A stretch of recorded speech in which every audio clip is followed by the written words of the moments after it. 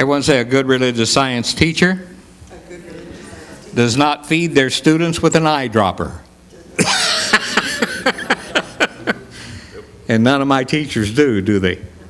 Okay. We're not here just to have you, I had somebody, that I hadn't seen for a while, and they said, I said, well, it's good to see you. I haven't seen you for a while. And they said, oh, I read your book. I know what you teach. I said, oh, yeah. I said, how's your life?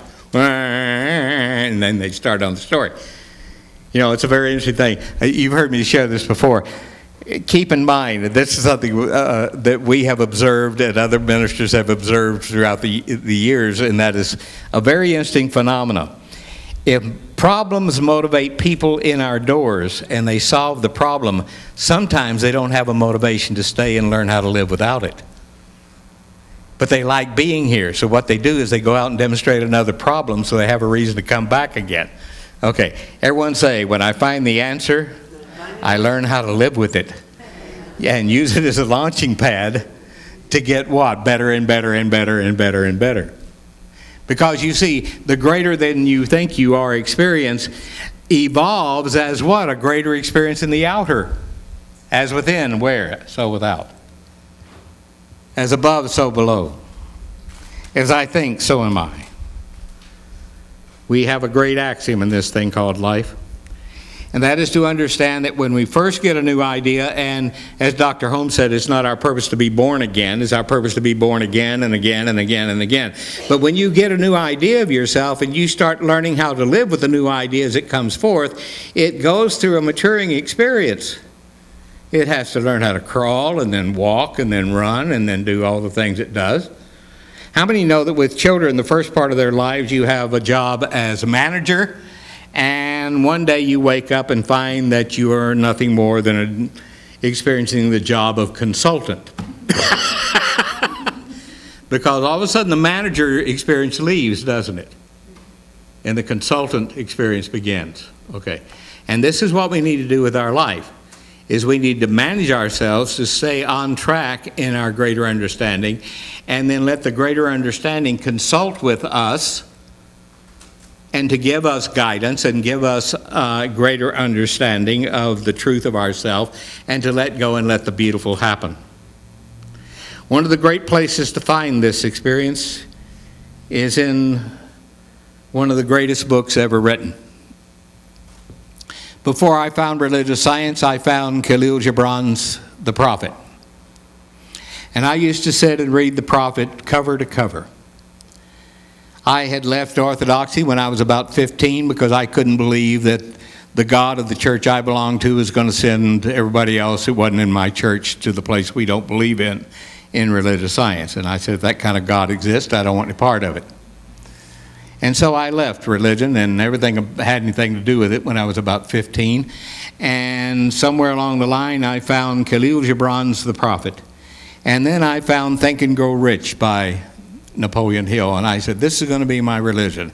And wonderful, wonderful, wonderful. I find religious science, and one of my first teachers was Lester Bashara, Khalil Gibran's first cousin.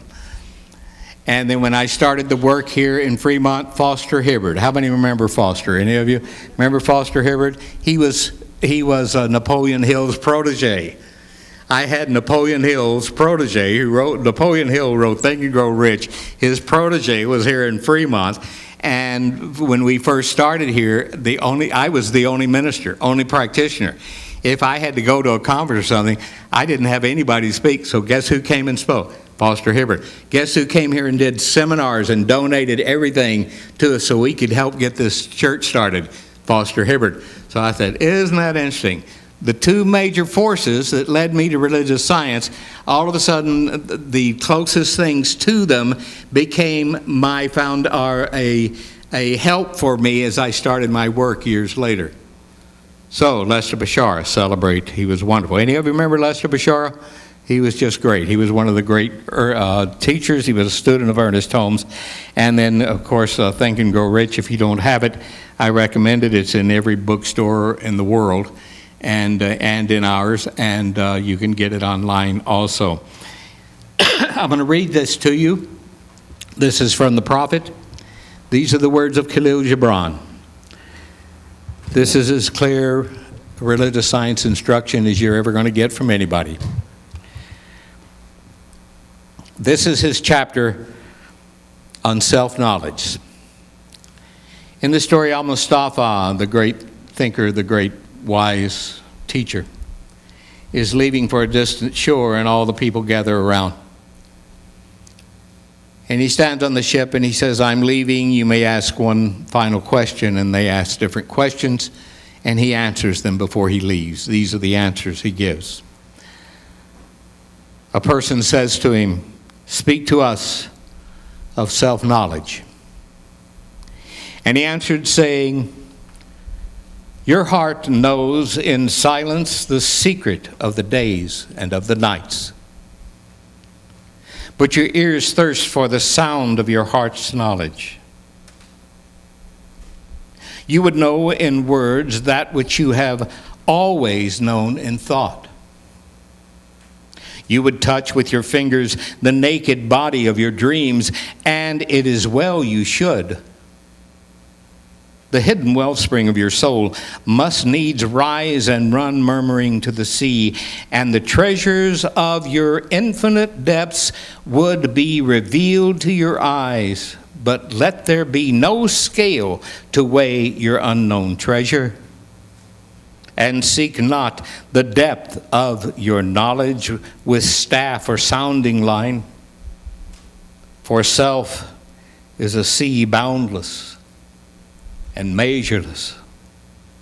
Say not, I have found the truth, but rather I have found a truth. Say not, I have found the path of the soul. Rather say, I have met the soul walking upon my path. The soul walks not upon a line, neither does it grow like a reed. The soul unfolds itself like a lotus flower. Dear people, the truth, the greatness, the beauty, the joy, the health, the prosperity, the intelligence, the creativity within you unfolds like a lotus flower. It is always right where you are. It is always looking out of your eyes. And it is always ready to become more as you become more in understanding. That's your challenge. The more you understand, there is more to understand. Namaste. Thank you for being here today. Thanks, ladies.